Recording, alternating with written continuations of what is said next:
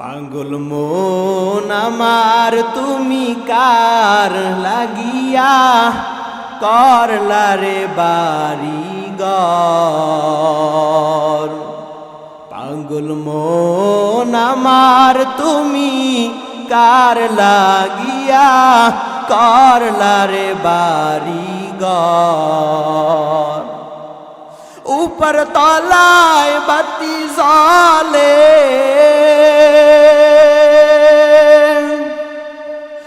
উপর তলায় বাতি জ্বলে, নিচ তলাতে অন্ধকার তুমি কারলা গিয়া করলা রে সুখের ঘর। পাগল মন আমার তুমি কার লাগিয়া করলা রে সুখের ঘর। ভাই বলো বন্ধুরে বলো, নেই কে হয়া তোমার। দু চারটা দিন কেঁদে সবাই, দু চারটা দিন কেঁদে সবাই, রাখবে না মোর কোনো খবর। পাগল মন আমার তুমি কার লাগিয়া সাজাইলা রে বাড়ি ঘর। দুদিনেরই রং তামাশা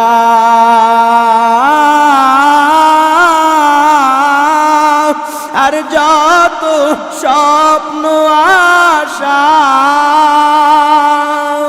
সব আয়োজন বৃথা যাবে, সব আয়োজন বৃথা যাবে। শেষ ঠিকানা মাটির ঘর তুমি কারলা গিয়া করলা রে বাড়িঘর। পাগল মন আমার তুমি কারলা গিয়া করলা রে বাড়িঘর। এ উম্মত, দুইটা জিনিস হেফাজতের জিম্মা যে উম্মত নিবা, কয় জিনিস বলেন, কয় জিনিস বলেন? আওয়াজ আসে না, আপনারা কি ঘুমান? তো জোরে চিল্লে আওয়াজ দেন আল্লাহু আকবার, আরো জোরে আওয়াজ দেন আল্লাহু আকবার। মুসলমানের আল্লাহু আকবার ধ্বনি তো এমন হবে, মুসলমানের আল্লাহু আকবার ধ্বনির কারণে বাতিলের তক্ত ভেঙ্গে চুরমার হয়ে যাবে, ঠিক কিনা বলেন? আরে মুসলমান তো শাহজালাল রহমতুল্লাহি আলাইহি ইয়ামিনের মধ্যে আসিয়া, শাহজালাল ইয়ামেন থেকে যখন সিলেটের জমিনে প্রবেশ করলেন, শাহজালাল রহমতুল্লাহি আলাইহি আল্লাহু আকবার ধ্বনি দেওয়ার কারণে গৌর গোবিন্দের তক্ত ভেঙ্গে চুরে তছনছ হয়ে গিয়েছিল, ঠিক কিনা বলেন? অতএব মুসলমান সিংহের জাতি, এ মুসলমান আলীর উত্তরসূরি, মুসলমান ওমরের উত্তরসূরি, মুসলমান আবু বকরের উত্তরসূরি, এ মুসলমান কখনো দুর্বল হতে পারে না, ঠিক কিনা বলেন? এ মুসলমান ইমানদারের জন্য সতর্ক। মুসলমান ভাই গো, দুই জিনিস বলে যদি তুমি হেফাজত করো, এই দুই জিনিস হেফাজত করতে পারলে আমি নবী তোমাকে জান্নাতে নেওয়ার জিম্মা নিব। কে বলেন? নবী বলেন। কে বলেন? নবী বলেন, উম্মত দুইটা জিনিসের জিম্মা নিয়ে নাও। এক নাম্বার তোমার লজ্জাস্থান, দুই নাম্বার জবান। এই দুই জিনিস দিয়েই গুনাহ বেশি হয়। এক নাম্বার জবান, দুই নাম্বার লজ্জাস্থান। আল্লাহ নবী বলেন যে উম্মত এই দুই জিনিসকে হেফাজত করতে পারবা, আমি নবী ওয়াদা করলাম আমি নিজ জিম্মায় তোমাকে জান্নাতে নিয়ে যাব। জবানকে কিভাবে হেফাজত করবেন? তিন ভাবে জবানকে হেফাজত করবেন। কয় ভাবে? মনে থাকবে, বলা লাগবে কিন্তু সবার, এই জন্য খেয়াল দিয়ে শুনবেন, পরবর্তীতে জিজ্ঞেস করব। কয় জিনিস? এক নাম্বার মিথ্যা বলবেন বেশি বেশি, দুই নাম্বার গালি দিবেন বেশি বেশি, তিন নাম্বার সমালোচনা করবেন বেশি বেশি। না না, আল্লাহর নবী বলেন জবানটারে তিনভাবে হেফাজত করো। 1 নম্বরে মিথ্যা বলা যাবে না, 2 নম্বরে গীবত শিকায়ত করা যাবে না, 3 নম্বরে গালি দেওয়া যাবে। জোরে বলে না, গালি দেওয়া যাবে। এই 3 ভাবে যদি মুমিন জবান হেফাজত করতে পারো তুমি সফল। এই জবান দিয়া যখন মালিক রে ডাক দিবা, মালিক বলে বান্দা তুই ডাক দিতে দেরি, আমি আল্লাহ লাব্বাইক ইয়া আব্দি বলিয়া উত্তর দিতে দেরি হয় না। ও আল্লাহর বান্দারা, এবার নবী বলেন এই 2 জিনিসের এক জিনিস হলো জবান, 2 নম্বরে লজ্জাস্থান গুনাহের থেকে হেফাজত করো। এবার আসেন এই 2 জিনিস হেফাজতের দায়িত্ব যদি আমি নিয়ে আনি, নবী আমাকে জান্নাতে নেওয়ার জিম্মা নিবে। এবার জানা দরকার আছে কিনা জান্নাত কেমন আরামের ঘর, জান্নাত কেমন আরামের ঘর, জাহান্নাম কেমন আযাবের ঘর। আবার কারা জান্নাত পাবে কারা জাহান্নামে যাবে এটাও জানা দরকার আছে কিনা। ওয়া আম্মা মান খাফা মাকাম রাব্বিহি ওয়া নাহান নাফসা আনিল হাওয়া ফা ইন্নাল জান্নাতা হিয়াল মাওয়া। আল্লাহ বলে রে গোলাম, আমি আল্লাহর আদালতে দাঁড়াইয়া হিসাব দেওয়ার ভয় যদি গুনাহ ছেড়ে দাও, আমি আল্লাহ ওয়াদা করিয়া নিলাম তোরে বিনা হিসাবে জান্নাতে পাঠিয়ে দিব। ওয়া আম্মা মান খাফা মাকাম রাব্বিহি ওয়া নাহান নাফসা আনিল হাওয়া ফা ইন্নাল জান্নাতা হিয়াল মাওয়া। বান্দা তুমি আমি আল্লাহর আদালতে দাঁড়াইয়া হিসাব দেওয়ার ভয় গুনাহ ছেড়ে দাও। এরে আল্লাহর বান্দা, জগৎ বিখ্যাত বাদশা হারুন আর রশিদের নাম কে কে শুনেছেন? হাত জাগান। যারা হাত জাগায় নাই শুনেন নাই। জগৎ বিখ্যাত বাদশা হারুন আর রশিদ, তার স্ত্রীর নাম হলো রানী জুবায়েদা। বাদশা হারুন আর রশিদও যেমন বুজুর্গ আল্লাহর ওলি, আম্মাজান রানী জুবায়েদাও তেমন একজন নেককার দিনদার মহিলা। আমি হারুন আর রশিদের একটা ঘটনা আপনাদেরকে এই আয়াত থেকে শিক্ষা দেওয়ার জন্য, ওয়া আম্মা মান খাফা মাকাম রাব্বিহি ওয়া নাহান নাফসা আনিল হাওয়া ফা ইন্নাল জান্নাতা হিয়াল মাওয়া, এই আয়াতটাকে ব্যাখ্যা করার জন্য একটা ঘটনা শোনাবো। তবে রানী জুবায়েদার একটু টাচ আপনাদেরকে দিই, কেমন নেককারিনী মহিলা তিনি। এরে পর্দার আড়ালের আম্মা জান, ও স্কুল কলেজের বোনেরা আমার, তুমিও একজন নারী আর রানী জুবায়েদাও একজন নারী। ও মা শুনো, তুমি কেমন আদর্শের, রানী জুবায়েদা কেমন আদর্শের। অনেকে মনে করে টাকা পয়সা থাকলে ওই মহিলারা ভালো হয় না। কে বলেছে আপনাকে? বিশ্বের শ্রেষ্ঠ মহিলা, মহিলাদের মধ্যে শ্রেষ্ঠ যিনি খাদিজাতুল কুবরা রাদিয়াল্লাহু তাআলা আনহা, এই খাদিজা সম্পর্কে এতক্ষণ হুজুর বয়ান করেছেন। এই খাদিজাতুল কুবরা এত ধনী, আরবের মতো মহিলাদের মধ্যে তার চেয়ে ধনী ছিল না। উত্তম চরিত্রের আদর্শ আমার আম্মা জান খাদিজাতুল কুবরা রাদিয়াল্লাহু তাআলা আনহা। এরে ভাই, এই রানী জুবায়েদা ছিলেন কোরআনের হাফেজ, তার 100 দাসী ছিল, সবগুলো কোরআনের হাফেজ। রানী জুবায়েদা রুটিন করিয়া দিছেন যে সকাল থেকে রুটিন শুরু, সকাল থেকে 20 মিনিট তুমি তেলাওয়াত করবা, 20 মিনিট অপর 20 মিনিট আরেকজনে তেলাওয়াত করবা, অপর 20 মিনিট আরেকজনে তেলাওয়াত করবা। সারাদিন 24টা ঘন্টা আমার রাজ্য যেন কোরআনের তেলাওয়াতে গুনগুন শব্দ হয়। রানী জুবায়েদা কোরআনের পাখি পাগল আমার আম্মা জান। আর আমার আম্মা জানেরা ঘরের মধ্যে কোরআন দেখবেন ধুলাবালি পইরা রইছে, কিন্তু টিভির পর্দায় ধুলাবালি পড়ে না। কথা ঠিক? আর তো এখন গজবের মোবাইল, এই মোবাইল সব ধ্বংস করিয়ে দিছেন। আম্মাজান স্ত্রী এক রুমে জেনা করে মোবাইল দিয়া, চোখের জেনা, জিনাল আইনিন নাস, চোখের জেনা হইল দেখা। বাজে বাজে জিনিস। স্ত্রী এক রুমে দেখে, স্বামী আর এক রুমে দেখে, সন্তান ছেলে এক রুমে দেখে, মেয়ে আর এক রুমে দেখে, পুরা রুমের মধ্যে গজব জেনা চলতেছে। ওই ঘরের মধ্যে আল্লাহর গজব আসবে না তো কোন ঘরে আসবে? গজব চলতেছে, নামাজ নাই, রোজা নাই, ফজরের বেলা ঘুমায়, নামাজের কোনো খবর নাই। আসেন বাদশা হারুন আর রশিদ, জগৎ বিখ্যাত বাদশা হারুন আর রশিদ, ওই জমানার যত বড় বড় ওলামায়ে কেরাম ছিল সবাইকে তার রাজ্যে দাওয়াত করছে। ওলামায়ে কেরামদেরকে বসায় ডাক দিছে। ওলামায়ে কেরাম আসতে কোনো সমস্যা হয়েছে নি? বলে না। আসেন একটু রাজকীয় মেহমানদারি করাই। মেহমানদারি রাজকীয় ভরপুর মেহমানদারি করাইয়া এরপরে বাদশা হারুন আর রশিদ দামি দামি উপঢৌকন দিলেন। দিয়া এবার রাজ্যে নিলেন। যাবে তখন জিজ্ঞেস করে, ও ওলামায়ে কেরাম, আপনাদেরকে আমি বাদশা হারুন কেন ডাকছি জিজ্ঞেস করবেন না? বলে হ্যাঁ বাদশা, কেন ডাকছেন? কেন ডাকছেন বলেন? বলে আমি আপনাদের কাছে জানতে চাই আপনারা আমাকে চিনেন তো? বলে হ্যাঁ চিনি। আমি বাদশা হারুন আর রশিদ জান্নাতি নাকি জাহান্নামী, এই প্রশ্নের জবাব দেন। ওলামায়ে কেরাম সবাই আশ্চর্য হয়ে গেল, কারণ আল্লাহ এমন সুযোগ দেয় না কে জান্নাতি কে জাহান্নামী এটা ডাইরেক্ট বলা যাবে না। তবে হ্যাঁ, ভালো কাজ করনেওয়ালা ব্যক্তিরে বলতে পারে যে তুমি ভালো কাজ করার কারণে জান্নাতের পথে আছো। খারাপ কাজকারী ব্যক্তিকে বলতে পারে তুমি জাহান্নামের পথে আছো। জান্নাতি বা জাহান্নামী এটা বলা যাবে না। ওলামায়ে কেরাম বলে এটা বলা যাবে না, আল্লাহ সুযোগ দেয় নাই, কেমনে বলবো?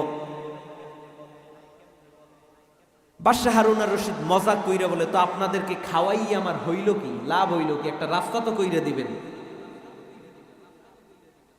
আডেনো না পোতো সারেন না, একটা রাস্তা তো আমারে কইরা দেন। ওই হয় বা না কান? দুঃখ, জবাব পাওয়া গেল না। এবার বাদশা হারুন আর রশিদ বিদায় দিবেন এমন সময় ওই ওলামায়ে কেরামের কাফেলার সাথে একটা 9 বছরের বালক ছিল। কয় বছরের? আরো জোরে চিল্লায়া বলেন, কয় বছরের? 9 বছরের বালক দাঁড়াইয়া বলে, বাদশা হারুন আর রশিদ, বেয়াদবি যদি না নেন আপনার প্রশ্নের জবাব আমি দিব। নিবেন নি আমারটা? বলে হ্যাঁ। কারণ বাদশা হারুন আর রশিদ তো দুনিয়াবি অহংকারী বাদশা না, আল্লাহ ওয়ালা বাদশা। আর কত বিনয় শুনেন। এবার বাদশা বলে দেও। কয় দেও কইলে হবে না, নিয়ম অনুযায়ী সামনে আসতে হবে। কি নিয়ম? বলে আপনি যদি জবাব পাইতে চান নিয়ম অনুযায়ী আমার একটা কথার জবাব দেন। কি জবাব? এখানে আমরা যারা আছি কেউ সবাই প্রশ্ন জানে, জবাব জানে না। আমি জবাব জানি, আপনি জবাব দেন। প্রশ্নকারীর থেকে জবাব জানলেওয়ালা ব্যক্তির দাম বেশি না কম? বাদশা হারুন আর রশিদ জ্ঞানী মানুষ, বলে না, যে প্রশ্ন জানে জবাব জানে সে একটু দামই বেশি।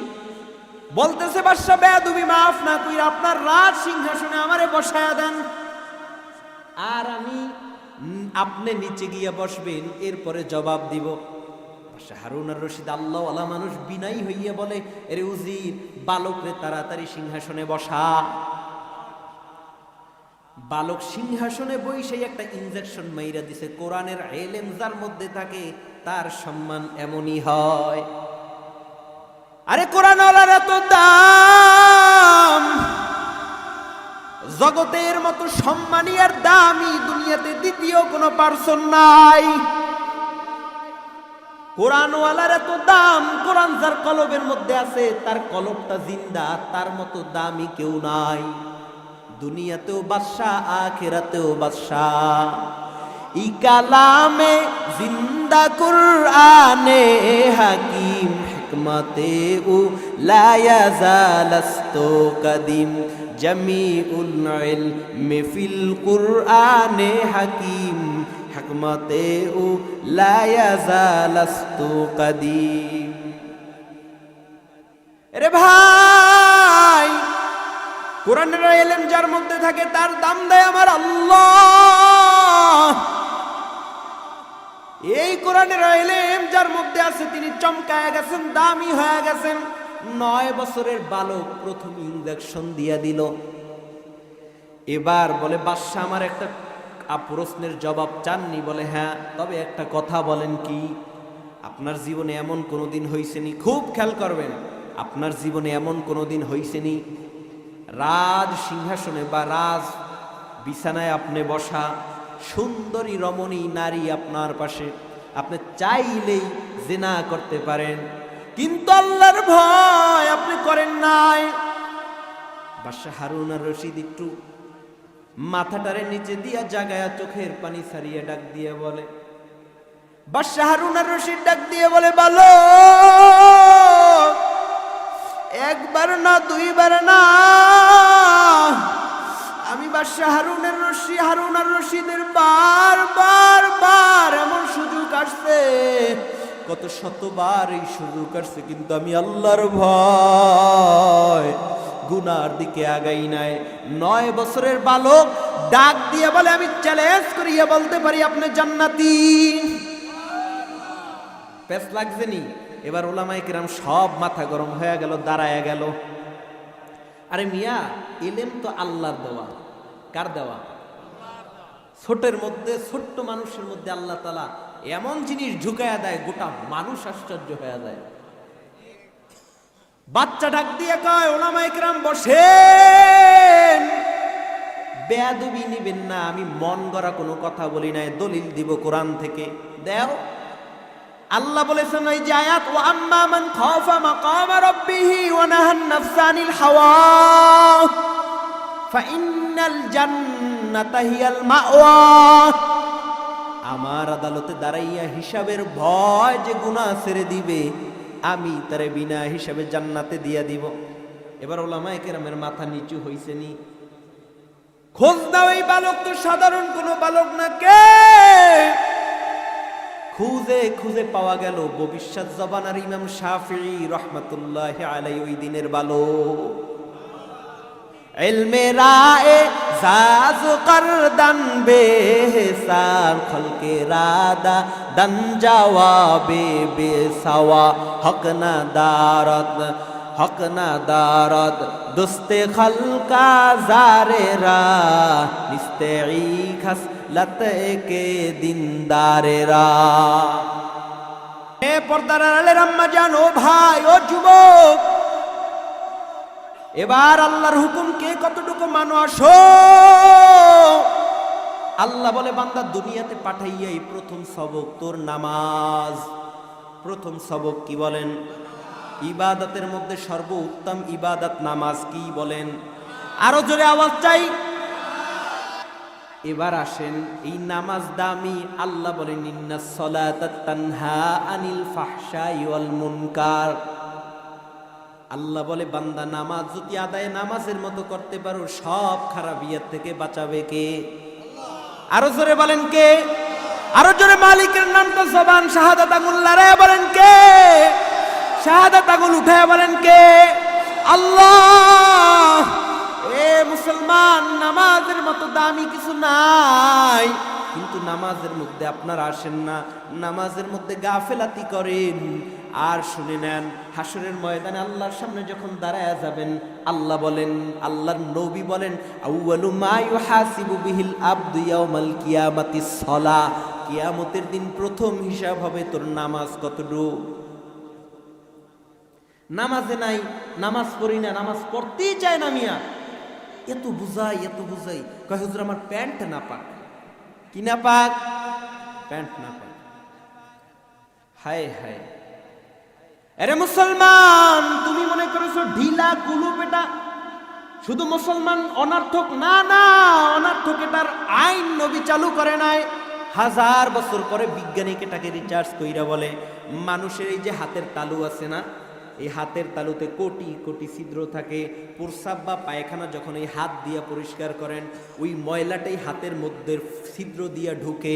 এটারে যত পরিমাণে আপনি সাবান দিয়ে ধোবেন যাবে না। এটা বের হয় কখন? হাতের তালুটা যখন ঘামায়। আপনার ঘরের স্ত্রী, আপনার ঘরের কাজের মহিলা যখন আটা মশলা ফিসে, তখন হাতের তালু গামায়, গামানের সাথে সাথে ওই ময়লা জীবাণুটা বের হয়। আপনি তরকারি খান না, মশলা খান না, পায়খানা খান। এইটা বুঝেন না? সব দুনিয়ার উল্লেই হেলাইছেন যে হুজুর কাছে ভালো বুঝি, এটা বুঝলেন না, পায়খানা খান মিয়া।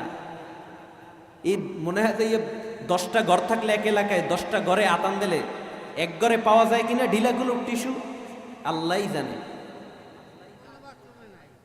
ওরে ভাই, নবীজির সুন্নাত আঁকড়ে ধরেন। নামাজ প্রথম হিসাব হবে নামাজ। নামাজের বেলায় আসেন না, ফজরের বেলায় ইমাম ডাকে আসো, আসসালাতু খায়রুম মিনান নাওম।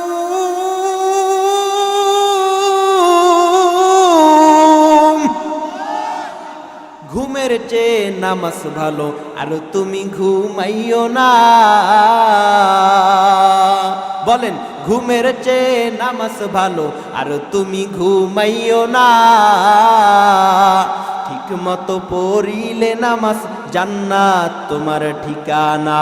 ঠিক মতো পড়িলে নামাজ জান্নাত তোমার ঠিকানা।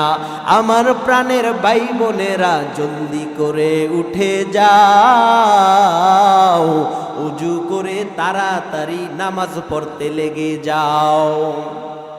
একটুখানি নেকের বিনে রোজ হাসরের মাঠেতে, ছেলে ঘুরবে বাবার পিছে, বাবা ছেলের আগেতে। বাবা ঘুরবে ছেলের পিছে, ছেলে বাবার আগেতে। আহা তেমন কঠিন দিনেতে নামাজ তোমায় ভুলবে না। ঠিক মতো পড়িলে নামাজ জান্নাত তোমার ঠিকানা। নামাজ নবীজি দুনিয়া থেকে যখন বিদায় নেয়, ছেলের কথাও খেয়াল নাই, মেয়ের কথাও খেয়াল নাই, স্ত্রীর কথাও খেয়াল নাই, কারো কথা স্মরণ নাই। নবীজি একটা কথাই শুধু আওয়াজ দেয়, অথচ ওই সময় তো আগে মেয়ের কথা চিন্তা করবে, স্ত্রীর কথা চিন্তা করবে। কারণ আম্মাজান আয়েশা সিদ্দিকা রাদিয়াল্লাহু তাআলা আনহা বর্ণনা করেন, ওই সময় যদি লাকড়ি জ্বালানোর মতো তৈল আমার ঘরে থাকতো, ক্ষুধার যাতনায় আগে তৈল পান করতাম, এরপরে অন্য কিছু চিন্তা করতাম। এত কষ্টের মধ্যে আম্মাজান বলেন, পয়গম্বর শুধু একটা কথা বলেছে, উম্মত নামাজ। এরে উম্মত নামাজ ছাড়িও না, নামাজ নামাজ নামাজ ছাড়িও না রে উম্মত, আজকে নামাজ পড়েন না। ও যুবক, ও বৃদ্ধ বাবাজি, ও আমার পর্দার আড়ালের মা, এরে কলিদার যুবক, ও স্কুল কলেজের ছাত্র বোনেরা, এলাকার আমার, বলো তুমি যেই ক্লাসের মধ্যে পড়ো, ওই ক্লাসে যদি 50 জন ছাত্র থাকে, এই 50 জন ছাত্রের মধ্যে একটু জবাব দিবেন, 2 জন কি নাই যে 5 ওয়াক্ত নামাজ পড়ে? এই যে ঢাকায় সলিমুল্লাহ হলের মধ্যে নামাজ, আমি যেই জায়গায় থাকি কাটাখালী বাজার, ওখানে নামাজের স্কুলের জন্য স্যার উনি বলল, হুজুর আমাদের স্কুলে প্রতিদিন আমরা হুজুররা এখানে নামাজ পড়ি। তাহলে বলেন 5 ওয়াক্ত নামাজে কি 2 জন স্টুডেন্ট নাই 50 জনের মধ্যে? ও আম্মা জানো, বোনেরা, তুমি যেই ছাত্রীদের সাথে পড়ো, 50 জনের মধ্যে 2 জনে কি নাই নামাজ পড়ে?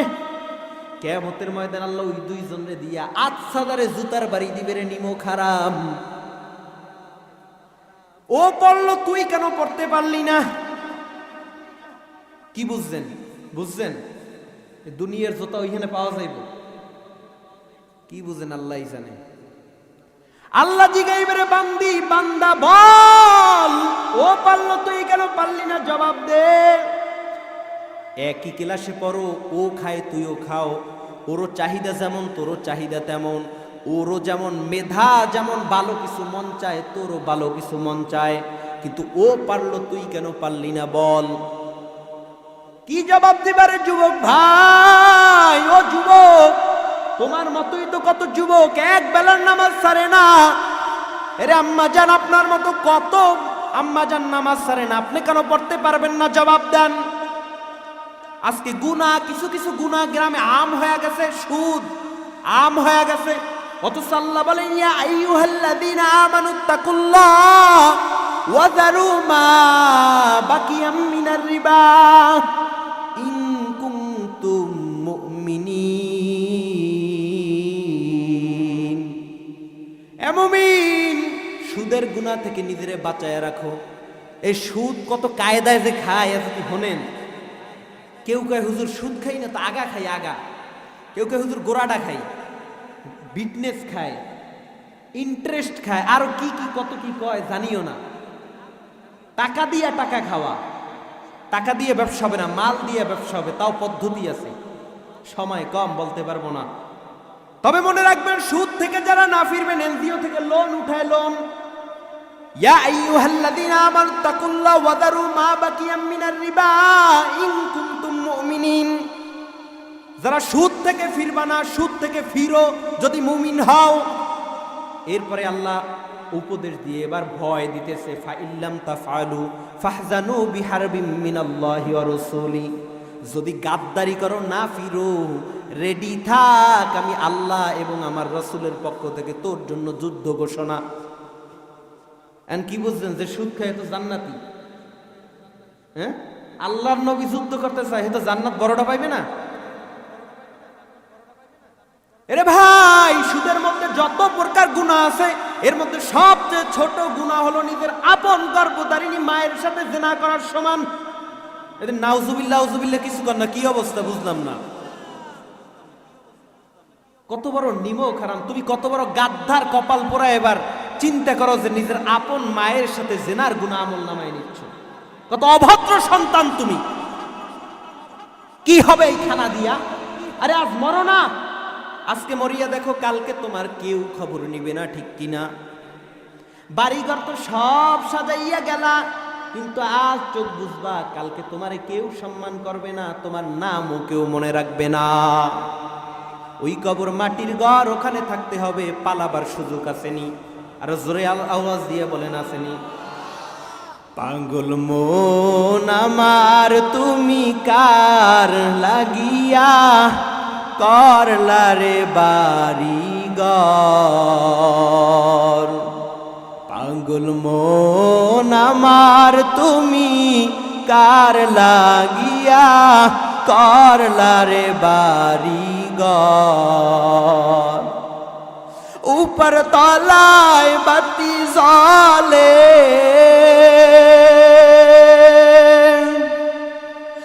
উপর তলায় বাতি জ্বলে,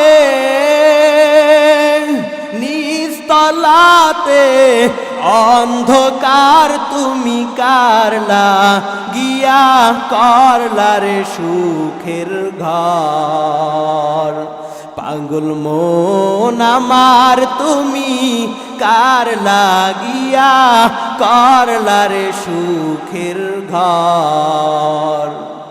ভাই বলো বন্ধুরে বলো,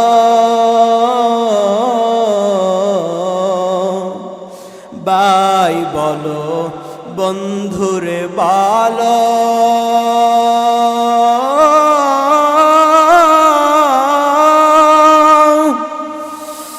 ভাই বলো বন্ধুরে বলো,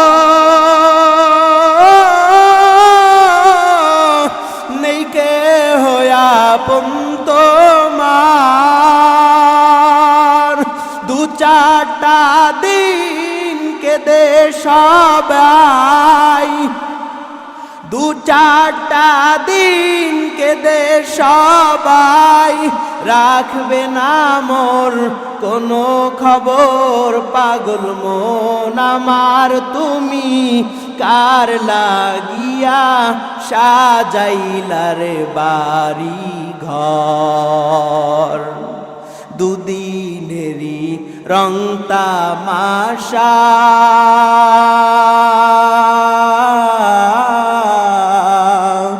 দুদিনেরই রং তামাশা,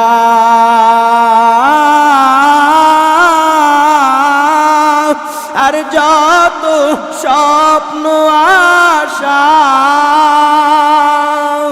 সব আয়োজন বৃথা যাবে, সব আয়োজন বৃথা যাবে।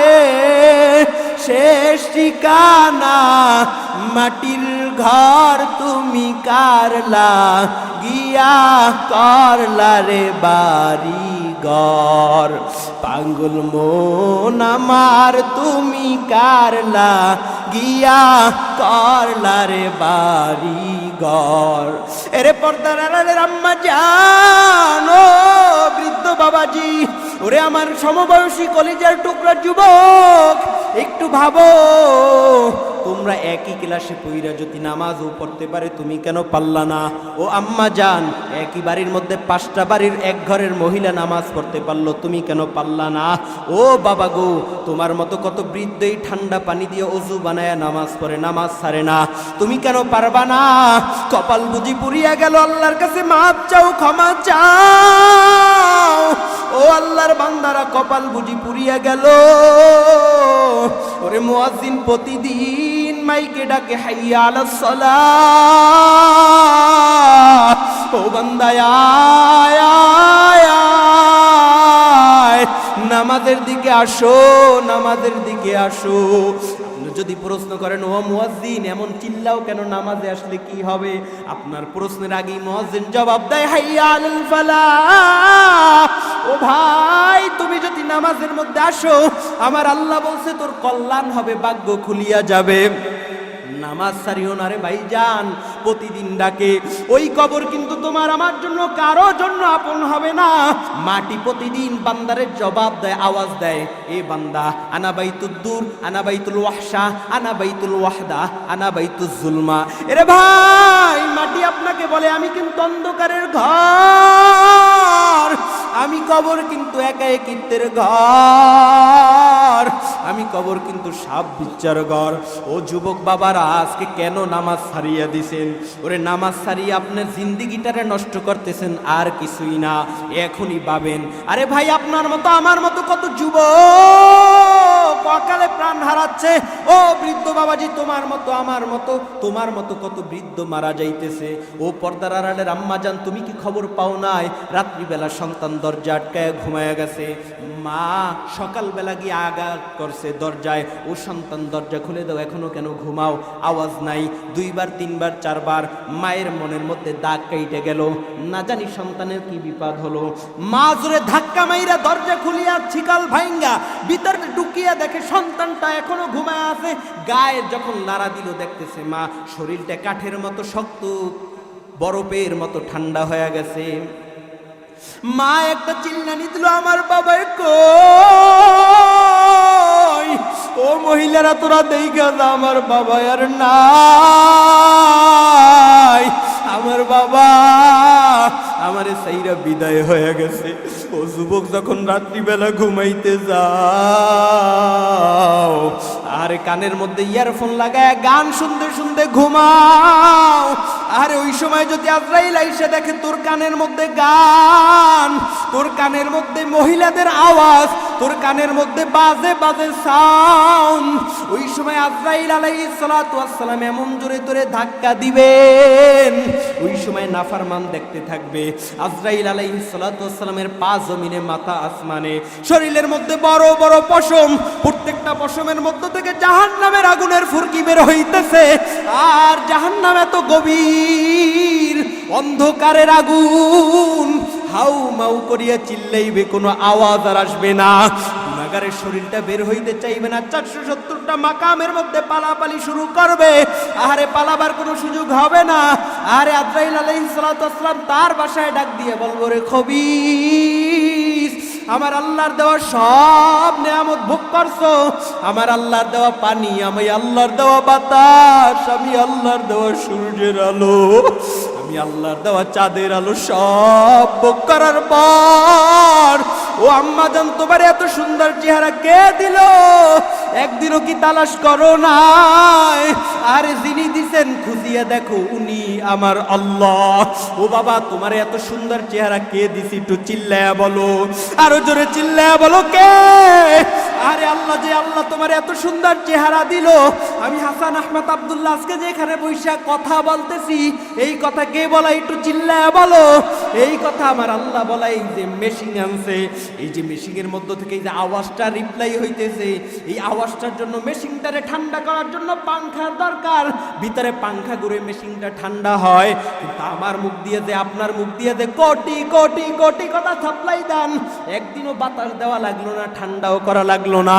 আল্লাহকে এত সুন্দর কথা বলার আওয়াজ দেওয়ার সুযোগ দিছি আমি। ও মা, আজকে তোমার চেহারা নিয়ে গৌরব করো বোন। এত সুন্দর চেহারা দিয়েছে তোমাকে আমার আল্লাহ, ওই চেহারা ওই কপালটা যদি আমার মালিকের কুদরতি পায়, আল্লাহু আকবার বইলি তো লাগাইতা, আরে আমার আল্লাহর কুদরতি অন্তরে জোশ লাইগা যাইতো। ওই অকপালওয়ালা মা বোন রে কোনোদিন জাহান্নামে ফালাইতে পারতো না। আরে বাবা রে, তোমরা কি এই চরমনায় এই গুগু মুন্সি ছিল মুরিদ, এই গুগু মুন্সির নাম কি শুনো নাই? পত্রিকায় যে খবর দিল, আরে 32 বছর পর কবর ভাঙ্গে গেছে, লাশ তাজা পাওয়া গেছে। এরপরে উঠায়া ফজলুল করিম রহমাতুল্লাহ আলাইহি নামের মাদ্রাসার সামনে আবার জানাজা দিছে। অনেক মুরব্বী বাবারা জানেন। আরে বান্দার, তুমি আমি মইরা গেলে যেই পরিমাণ গুনাহ করি কি অবস্থা হবে। আহারে বাজান, ও পর্দার আড়ালের মা বোনেরা, ও যুবকেরা, এখনো সময় আছে, তওবা করেন, আল্লাহর কাছে মাফ জানার ডাক দিয়ে বলেন, মালিক, আরে ওরা যদি নামাজ পড়তে পারে আমি কেন পারবো না? কপাল বুঝি পুড়িয়া গেল, আজ থেকে এক ওয়াক্ত নামাজ ছাড়বো না। কে কে রাজি আছেন আল্লাহরে হাত উঠায়া দেখান। ও আল্লাহর বান্দা, কেন আপনি এই দুর্বল হন যে হায় হায় আমি যেই পরিমাণ গুনাহ করছি আল্লাহ মনে হয় আমারে মাফ করবে না? আল্লাহ আশার বাণী শুনায়া বলে, না না, লা তাহনাতু মিন রাহমাতিল্লাহ, আমার দরবার থেকে নৈরাশ হয়ে যাইও না। ছোট্ট একটু ঘটনা বইলা শেষ কইরা দিতেছি। এক আল্লাহর বান্দা জীবন ভর গুনাহ করেছেন, জিন্দেগি ভর গুনাহ করেছেন। হঠাৎ একদিন ঘরের মধ্যে আসছেন, খাবারের জন্য রাত্রে বসছেন। এবার স্ত্রীকে ডাক দিয়ে বলতেছি, স্ত্রী, আমি যেই পরিমাণ গুনাহ করি, হারামটাকে ইনকাম করি, এই হারামের ভাগীদার তোমরা হবা কিনা? স্ত্রী বলে, না না, কারণ তুমি আমার স্বামী, তোমার দায়িত্ব হলো আনা, তোমার দায়িত্ব হলো তোমার খরচ কামাই করা। তুমি কোথা থেকে খরচ করো আমি জানি না, তবে তোমার দায়িত্ব পালন করতেছো, আমার চাহিদা পূরণ করতেছো। পাপের ভাগীদার আমরা হব না। সন্তান বলে, আমরাও হব না। আচ্ছা, পাপের ভাগীদার যখন তুমি হবা না, এবার ও প্রেশান হয়ে গেল, বিছানায় গিয়ে মাথা লাগায় চিন্তা করে, আমি কার জন্য এত কষ্ট করি? আহারে, আমি মরিয়ে গেলে তো সব পড়িয়া থাকবে, শুধু একটা আওয়াজ আসবে, আব্দুর রহিম, আব্দুল করিম আর দুনিয়ায় নাই। এমন অবস্থা বাবা যেদিন আসবে, আহারে কোথায় গেল বাড়ি, কোথায় গেল গাড়ি? আরে থাকবে না তোমার সাথে তোমার শখের নারী। একা একা কবরের দিকে রওনা দিতে হবে। এবার চিন্তা করে, আমি কার জন্য এত টাকা ইনকাম করলাম? ও মুরব্বী বাবারা, আজকে দিলটা এত পাথর হয়ে গেছে, চোখে পানি নাই। অথচ আল্লাহ বলেন, ফালিয়াযহাকু ক্বালিলা ওয়া লিয়াবকু কাসীরা, কম হাসো বেশি কাঁদো। আরে নবী বলেন, ইবকু ফাইল্লাম তাবকু ফাতাবাহু, উম্মতেরা বেশি বেশি চোখের পানি ঝরিয়ে কান্দো। আরে কান্নার বড় দাম। ও মুরব্বী বাবারা, চোখে কেন পানি নাই? একটু কান্নার চেষ্টা করো, কারণ এক ফোঁটা চোখের পানি যদি ফালাইতে পারো, আমার আল্লাহ বলেন, বান্দা এক ফোঁটা চোখের পানি তোমাকে জান্নাতে নিবে, জাহান্নাম হারাম করিয়া দিবে। এই জন্য কান্নার চেষ্টা করো ও আল্লাহর বান্দারা। এবার ওই ভাই ভাবলো যে, হায় আফসোস, কার জন্য এত কামাই করি? এরকম ভাবতে ভাবতে ভাবতে ভাবতে হঠাৎ দেখে চোখের গোড়ায় পানি। হঠাৎ মুয়াজ্জিনের আওয়াজ, আসসালাতু খায়রুম মিনান নাওম। এবার পোশাক টোশাক ছাড়িয়ে সব ফালায়া দৌড় দিছি ইমাম সাহেবের দ্বারে। ইমাম সাহেব দেখা ভয় পায়া গেছে, এত বড় সন্ত্রাসী আসছে, না জানো কি করলাম। ইমাম রে ডাক দিয়ে, ইমাম ভয় পাইও না, কারণ আজকে আমি তোমাকে ভয় দেখানোর জন্য আসি নাই, আজকে আসছি আমি তোমার কাছে সারান্ডার হইয়া ভয় পাওয়ার জন্য। আজকে আমি ভয় পাইয়া আসছি, অস্ত্র গরম মেজাজে আসি নাই। ইমাম সাহেব বলে, ভাইজান এত পরিবর্তন কেন? বলে, পরে বলবো, আগে বলো আমি কেমনে ভালো মানুষ হতে পারবো? আমাকে কি আমার আল্লাহ তারায়া দিবে?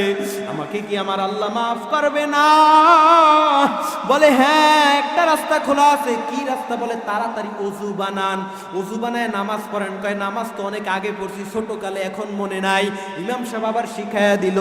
আর ইমাম সাহেব কয় গভীর রাত্র যখন হয়ে যাবে রে গুনাহগার, আর ঘরের মধ্যে গিয়া যায় নামাজ বিছায় কাঁদবি, মালিক আমার জিন্দেগি ভর আমি গুনাহ করিয়া ফেলাইছি, আমার গুনার কোনো সীমা নাই, আজকে যদি তুমি আমাকে মাফ না করো আমার কোনো উপায় নাই। ইমাম সাহেবের কথা মতো গুনাহগার পরের দিন রাত্রিবেলা বিছানায় গিয়া ঘুমায় না, বৈশাখে কখন রাত্রি হবে। রাত্রের কাটা যখন 2টার দিকে, তখন যায় নামাজ বিছায় কান্না করে, আল্লাহ তুমি আমাকে মাফ করিয়া দাও, আমাকে ফিরাইয়া দিও না, আমি জাহান্নামের আগুন সহ্য করতে পারবো না। এবার চিল্লাইতেছে আর কান্না করতেছে, কান্নার আওয়াজে ঘুম স্ত্রীর ভেঙে গেল। এবার হঠাৎ করে একটা আওয়াজ আসলো, ওরে গুনাহগার কান্না করিয়ে কোনো লাভ নাই, তোর নামটা জাহান্নামের খাতায় উঠা গেছে, আর কান্না করিয়ে কোনো লাভ নাই। এই আওয়াজটা পাই এবার হাউ মাউ করি আরো জোরে কাঁদে। স্ত্রী ডাক দিয়ে বলে, স্বামী আমার খবর কি পাও নাই, তোমার মাফ হবে না, জাহান্নামের খাতায় নামটা উঠে গেছে। বলে, ও স্ত্রী বললাম আমার খাতায় নাম উঠে গেছে, তবে তুমি আমারে বলো এই রাস্তা ছাড়া আর কোন রাস্তা আছে নি যেখানে গিয়ে আমি মাপ পাবো, ক্ষমা পাবো? বলে, না না না না না, আর কোনো রাস্তা নাই। বলে, তাহলে আল্লাহ মাফ করলেও আমি কাঁদবো, না মাফ করলেও কান্না কইরেই মইরা যাব। এবার আরো জোরে কাঁদতেছো, আল্লাহ তুমি আমারে মাফ কইরা দাও। আর কান্নার আওয়াজ আওয়াজ আওয়াজ, আবার কিছুক্ষণ পরে আওয়াজ আসলো, রে গুনাহগার এতক্ষণ তোর নামটা জাহান্নামের খাতায় ছিল, এখন আল্লাহ আমার খুশি হইয়া তোর নামটা জান্নাতের খাতায় উঠাইয়া দিছে, যা যা যা যা, আর কান্না করা লাগবে না। ও বৃদ্ধ বাবাজি, ও পর্দার আড়ালের মা বোনেরা, ও আমার যুবক ভাইরা, এখানে যারা আজকে হাজির, আরে আমি হাসান আহমদ আব্দুল্লাহ, সেই রাজাপুরের মানুষ। দেখেন না নিয়তির কি খেলা, আল্লাহ এখানে এই আজকে বসায়া দিছে, কালকে আবার হয়তো এখানে থাকবো না। আপনি আমি কালকে দুনিয়ায় আছি, হয়তো কালকে শুনবেন আমি নাই, আপনার খবর আসবো অমুক বাড়ির আব্দুর রহিম আর নাই, আর যেদিন খবর আসবে মাইকে বাড়িওয়ালা নাই, বাড়িওয়ালা নাই রে বাড়ি নাই রে দুনিয়ায়। মসজিদের খাটিয়াটা আপনার ঘরের সামনে গিয়া হাজির হবে। এবার ছেলে কাঁদবে, মামা বলে, ও পর্দার আড়ালের মা বোনেরা, দিল কেন এত শক্ত হইছে?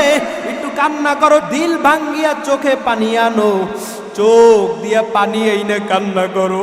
আর কান্না যদি না আসে, এইটা মনে করো এমন একদিন ছিল যে তুমি লাল শাড়ি পইরা আর ওই স্বামীর ঘরে আসছো, কত মেয়ে লোক তোমারে বাতাস করছে, পানি পান করাইছে।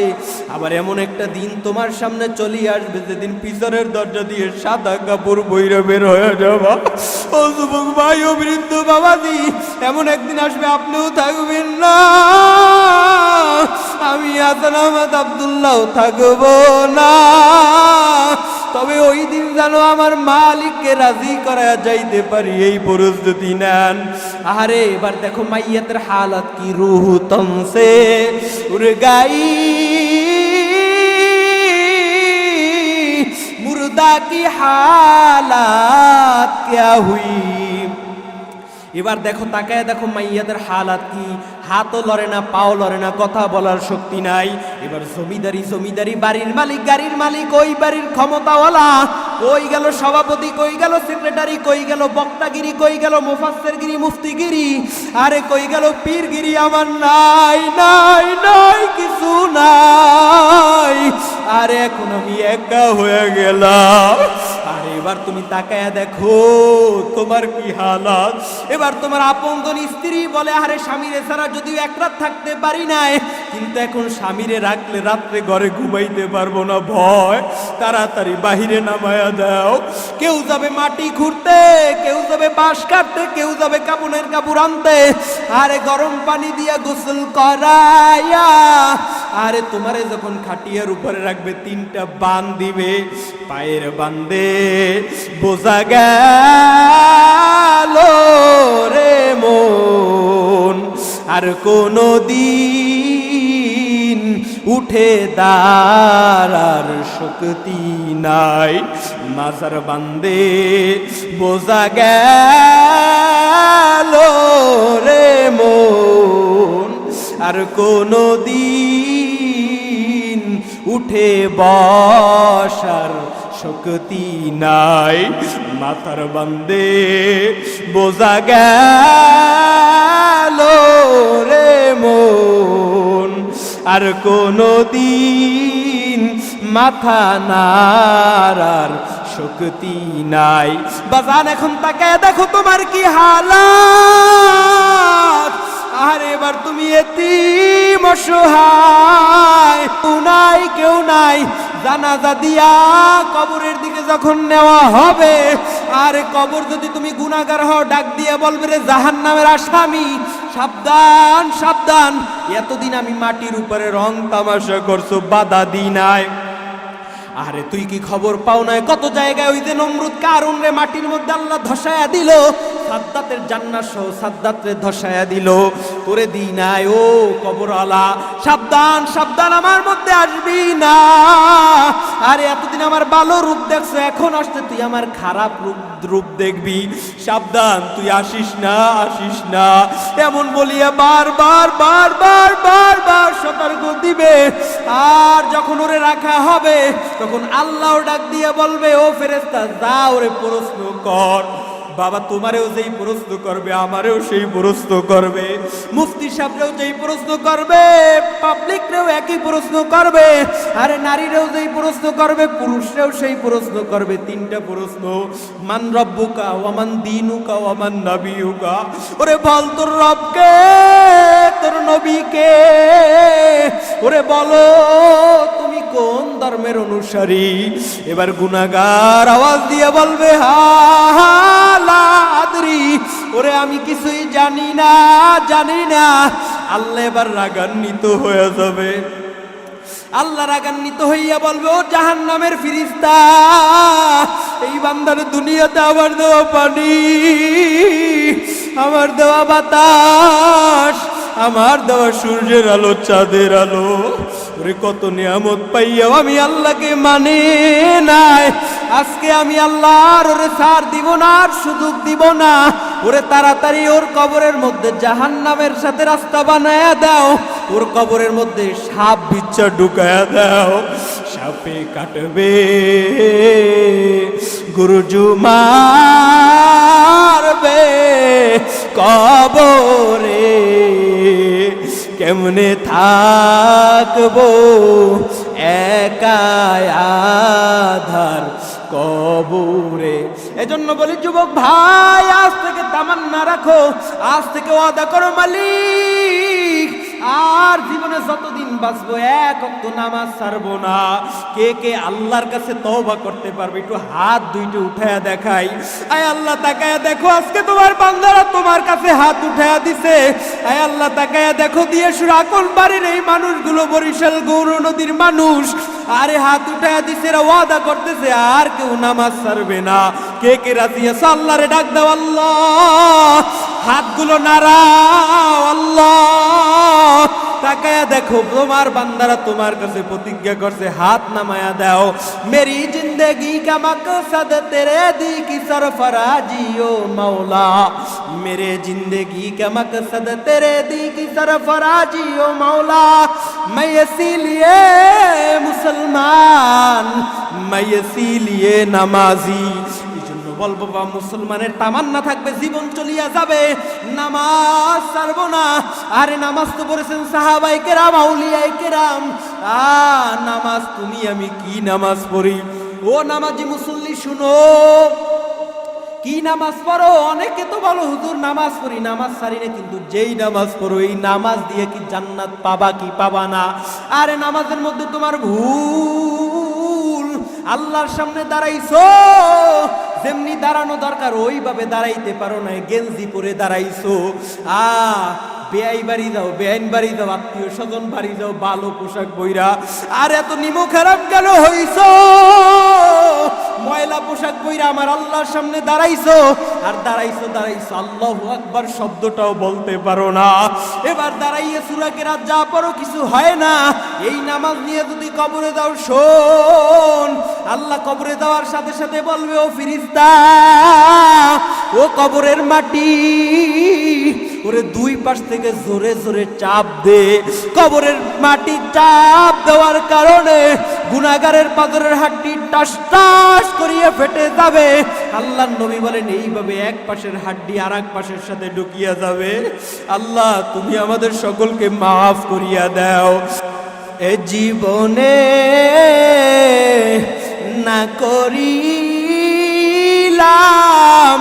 বন্দেগী, গুনাহ করে কাটাইলাম জিন্দেগি, গুনাহ করে কাটাইলাম জিন্দেগি। তওবা করে আবার তওবা ভাঙ্গিলাম, তওবা করে আবার তওবা ভাঙ্গিলাম, অবশেষে খাঁটি তওবা করিলাম, অবশেষে খাঁটি তওবা করিলাম। কি উপায় বলেন না, কি উপায় হবে আমার আল্লাহ মরণে? কেমনে থাকবো একা আধার কবরে? কি উপায় হবে আমার মরণে? কেমনে থাকবো একা আধার কবরে? আপনি যদি মাফ না করেন আল্লাহ বান্দারে, বলেন আপনি যদি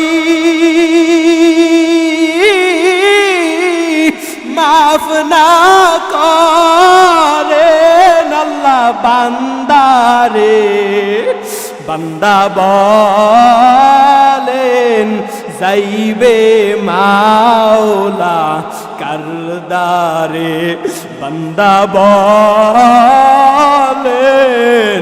যাইবে মাওলা কারদারে। ও আল্লাহ, তাকায়া দেখো, তাকায়া দেখো এই ময়দানের পাখিগুলো তোমার কাছে কিভাবে নাচ পড়তেছে। সবাই আওয়াজ দিয়ে বলেন, সকলেরই দরজা হইতে আল্লাহ ফিরিয়া, সকলেরই দরজা হইতে আল্লাহ ফিরিয়া, আপনারি দরজায় রইলাম পড়িয়া, আপনারি দরজায় রইলাম পড়িয়া, আদর করিয়া বান্দা মাবুদ আপনি বানায়া, বলেন না, আদর করিয়া বান্দা মালিক আপনি বানায়া, কেমনে দি দিবেন জাহান্নামে ফালাইয়া, কেমনে দিবেন জাহান্নামে ফালাইয়া, যদি মাফ না করেন আল্লাহ বান্দারে, আপনি যদি মাফ না করেন আল্লাহ বান্দারে, বান্দা বলেন যাইবে আল্লাহ কারদারে। সকলেরই দরজা হইতে আল্লাহ ফিরিয়া, আপনারি দরজায় রইলাম তাকায়া। আয় রব্বুল আলামিন, ও মালিক তাকে দেখো আজকে দিয়ে সুরা কোন বাড়ির ঘরে ঘরে ঘরে, আরে মা বোনরা কি মন লাগায় শুনতেছে, আরে তোমার কোরআনের আলোচনা, নবীর আলোচনা। আরে তাকে দেখো এই মসজিদ ময়দানে কত মানুষ, এই শীতের মধ্যে দিনের বেলা এত শীত, রাতে আরো শীত, এই শীতের মধ্যে তোমার বান্দারা তোমার দরওয়াজা সারে নাই। আয় আল্লাহ তাকে দেখো, এই বান্দারা এত রাত পর্যন্ত বসিয়ে বসিয়ে আলোচনা শুনলো। মালিক আমাদের চেহারাগুলো দেখে কি তোমার মায়া লাগে না? আরে হাসরের ময়দানে ও আল্লাহ হাত জাগায়া দি সবাই, ও আল্লাহ আমাদের হাতগুলো দেখিয়া রাখো, ও আল্লাহ চেহারাগুলো উপরে করি, ও আল্লাহ চেহারাগুলো দেখিয়ে রাখো, একটা বান্দারেও জাহান্নামে দিবা না। আল্লাহ যারা হাত উঠে দিছে হাতে লাড়া দেন, আল্লাহ একটা বান্দারেও আপনি আয় আল্লাহ জাহান্নামে দিবেন না।